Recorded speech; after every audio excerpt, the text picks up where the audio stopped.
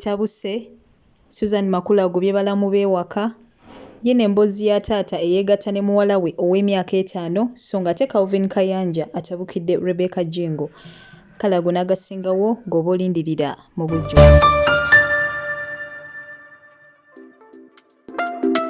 Sibye mutya nate nkomyewo okubeera ng'ate mbaweereza kansuubire nti Katonda abankumidde bulungi nnyo bulungi ddala era nnyongera obbasasirako mmwe abayita mu bizibu eby'enjawulo. Amanya enzo Omumbejja Aisha Nassolo butereevu mba ntuuse n'amawulire amala wabula nga toseetuka kubanga ekyamazima ngenda kuba ate nkomawo n'amawulire amala mangi nnyo nnyini ddala era nga butereevu obutakulwisa ngenda kuba ate ntandika ne ka vidiyo kagenda mu maaso n'okubeera ng'ate kasaculatinga ku social media ku WhatsApp, Facebook saako ate ne platforms endala nga kano kalaga Susan Makula bw'atyo ng'agenda mu maaso n'okubeera nga ye ayogera ng'agamba nti we batyo balamu be we baba bazze balina ensonga ezimu ze batasobola kubeera ng'ate bamulemesa era nga bo we baba bawulira nga tebasobola kubeera ng'ate bazigumiikiriza basobola okubeera ng'ate beegoba. Ngenda kuba nkulekerako akatambi kano n'oluvannyuma ombuulire kiki gwe kyolowooza ku mbeera eno ddala mu butuufu mu mbeera Susan Makula ye nga ye gy'ayogereramu ddala naawe woba oli mu bufumbo bwo embeera ng'eyo neekutuukako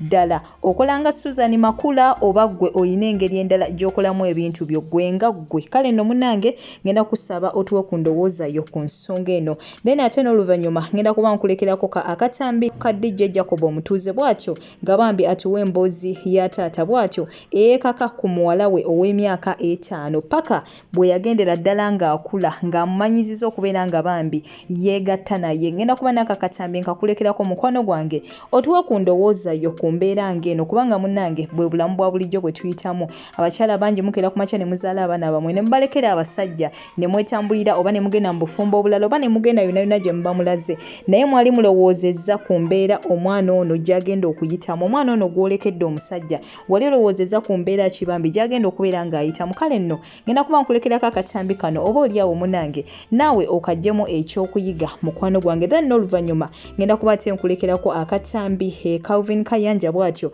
ng'atabukira Rebecca Jingo. Ensonga lwaki yamutabukira byava ku bino ebyokubeera nga bambi bankuba kyeyo basusse okubeera ng'ate baggyibwamu ensigo. Kale no Rebecca Jingo yavaayo mu programu ye ndooza tukimanyi bulungi nti akola wali ku Beat FM bw'ati ate n'abaako obubaka bw'atuusa eri bankuba kyeyo ng'abalabula ku nsonga ezitali zimu oba endala. Calvin Kayanja weegati we gaamugwa mu matu bw'atyo n'asitukiramu ng'ate eyatega ogw'ekyayi n'agenda mu maaso n'okubeera ng'ate ayambalira omukyalo ono Rebecca Jingo. Ngenda kuba n'akatambi ako nkakulekerako mukwano gwange otuwe ku ndowooza yo ku butambi buno bwonna bwe ngenda okubeera ng'ate nkulekerako wabula nga ngenda kuba nkusiibula essaawa eno yennyini naye nga kyenkusaba kiri kimu nti toseetuka subscribe nga woba tonnaba teekako akadde like nga vidiyo eno woba ogyagadde komawo n'amawulire amala mangi nnyo mangi ddala. Goodbye for now. Kati nze kasitogeza nojja mulamu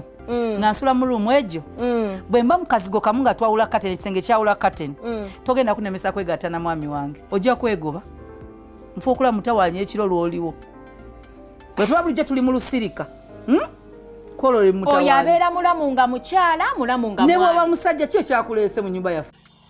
Kali kawala ke basuulawo emyaka 5 mama ako yakasuulira taata waako kakazi katukali innocent nga tekalina kikamanyi ku nsi bwe katyo bwe katandika okwegatta ne taata waako ku myaka 5 taata waako yakafoosinganga okavinga sex naye ku myaka 5 era myaka 6 7 8 9 10 11 13 14 ne kawulya nga kikatamiddwa ne kadduka ku taata waako. Mu kudduka kafuna omusajja yakawasa n'akateeka ewaka n'akazaalamu omwana omu. Olwokubanga kazi katukali katandise okwegatta n'omusajja ku myaka emito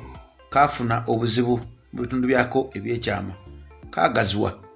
Olwaleero kazze mu maaso gange nga kambuuza Jacob osookera ku makya okunfunirayo ku ddagala erisobola okunkendeeza kubanga buli bufumbo bwe ŋŋendamu abasajja banzirukako kintu kimu nga bagamba nagaziwa. Kyakuyiga kyekiri mu sitole eno muganda nga ali eyo si buli musajja nti no taata mulimu abasajja abamu nga tebatondebwa kubeera bataata nowakwanga ensi ekyusa abasajja era wokeranga ku bakyalaavu neggwawo ng'ozaalidde omusajja omwana omuwala tomumusuuliranga wakirigenda naye kubanga baana bangi nnyo bali mu Uganda bafubuka bakyala mu nyumba z'abatata baabwe nenge wange eno gye ntwala mbona mwaya omwana mama yasulawo omwana ya myaka 14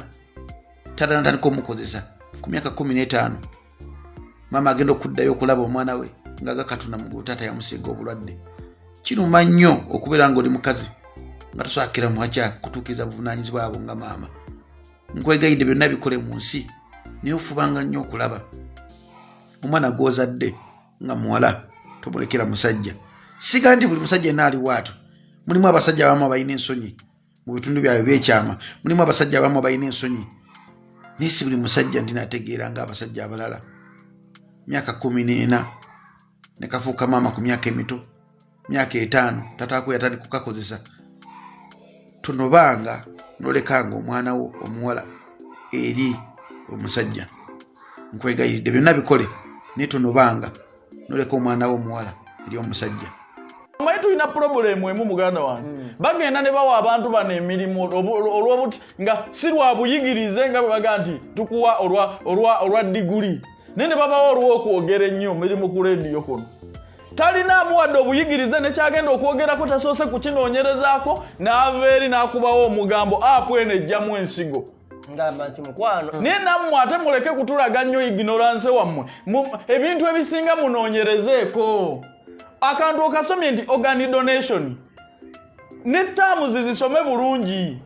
gwe wenna ng'oli kata nga wagenda mu covid ono njagala oveeyo ojulire tebabawa essimu ez'obwereere ekigendererwa mu kyo apu eno esobola okuba monitoringa ebintu bino bikolebwa ekyokugjamu ensigo si kiwakanya gye kiri ne tekiri nti lwatu nti omala kukisayiningira nga wano bw'olaba nti era waliwo abakomplaininga nti babinjijjamu obufere n'okutulugunya abantu tekiri bweru wokka tulina obukadde tulina emitwalo n'emitwalo gy'Abannayuganda egiri ebweru w'eggwanga gw'olowooza singa buli omu baali bamugjamu ensigo ddala osinga mayi abantu bwe baakajjamu ensigo ate okuteeka apu mu ssimu yo nga kuliko akagambo organ donation n'ebirala bitunuulire ate tebagambye nti kanyige mwe mwenna abakomyewo wano e Uganda nga babagemera covid ebweru eriye yalekayo ensigo ye no waliwo Abannayuganda abali ku ground abategeera ebintu bino miveeyo mwe defending ng'oli tannasinzira yonna gy'asinzira kulaga kifaananyi ye nga bw'alowooza nga ne byayogerako tabimanyi kuba eno apu ekoledde abantu bangi n'abalala weebali wano e Uganda ne mu ssimu zaabwe mweri tawakala njagala mumbuulire buli eyateekamu apu eyo yavaamu ensigo apu erina engeri gy'ejjamu abantu ensigo mutiisatiisa abantu okubagema covid wano e Uganda naye na wano e Uganda wennyini waliwo abagemeddwa covid ne bafuna ebizibu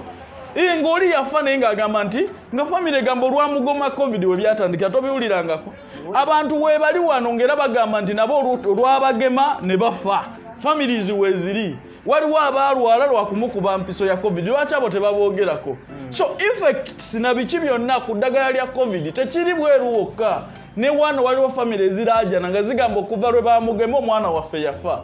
so tukirabe side zombi naye ate toyinza kutiisa Bannayuganda kubagema mu kaseera kano kuba kyabulabe gye bali fenga bwe tutwala akawuka ka covid ebulaaya si bwe bakatwala bali babitwalira ddala serious kyova olaba nti kati esalawo neegabira n'abantu abagigenda mu amasimu ga bwereere lwaki esobole okumonitalinga covid ne temperatures zaabwe era essimu yo nga tennakugamba nti eyase green tebakuta okitegeera so essimu y'omuntu kuba abeera nayo buli kadde yesobola okumumonitalinga kuteeka apu leka tunyonyola abantu tubeedikeetinge okitegeera omanyi bagenda ne badda ku mawanga g'Abawarabu olwa sisitimu zaago olw'okuba nti nnambulukufu ne beerabira nti e Uganda ebyo byonna bikolebwa mu butali bulambulukufu tawakala eyo gye yagambye nti kuliko organ donation naye zisomeeko bulungi terms organ donation after death omuntu asaba kisomako ati tebasoma oli kala organ donation n'apaala asaba genda mu Google n'asoma tawakala ne tawakala eyo yennyini awali akagambo organ donation awo ku option eyo waliwo byonna terms nti olina kudonatinga organ yo ng'omaze kufa g'osayininga nti nze bwenfa organ zange baziweki eddwaliro wano e Uganda omuntu okumugjamu organize teyeetaaga na kusayininga Abawarabu tosobola kujjamu muntu organ nga teyasayininga wano e Uganda Twala omuntu wo mu ddwaliro olw'okuba yafudde ogani toddamu kuzirabako nga tasayinize takkiriza na kukkiriza babitwale. Waliwo omuntu agenda mu ddwaliro naddala bafudde accident n'abafudde ebirwadde byonna tebamubaaga ne bamugyamu buli kimu. Kyogera kituufu. Naye waliwo yakonsentingako nti babimuggyemu. Kati bifo nga tonatunuulira bawalabu baba akugamba ne bakusaba ne bagamba ni munnaye bw'olifa tubadde tusaba otuyamba obituwe bw'oba ogaanye era tukuziika nabyo. Wane Uganda babitwaza maanyi. Ochegede nga tobuuziza na kubuuza ndi waayo omuntu wange gwe nabaleetedde wa accident lwaki mumubaaze wano. Omuntu bamubaaga ne babimugyamu ne bamuteeka mu pamba wano Uganda. Ebweru okujjamu ogani osayininga oli mulamu nti nze bwenfa era ebyo byonna mubisome bulungi bannange mubeere abantu abamanyi okusoma. Omuntu akuteeredde organ donation after death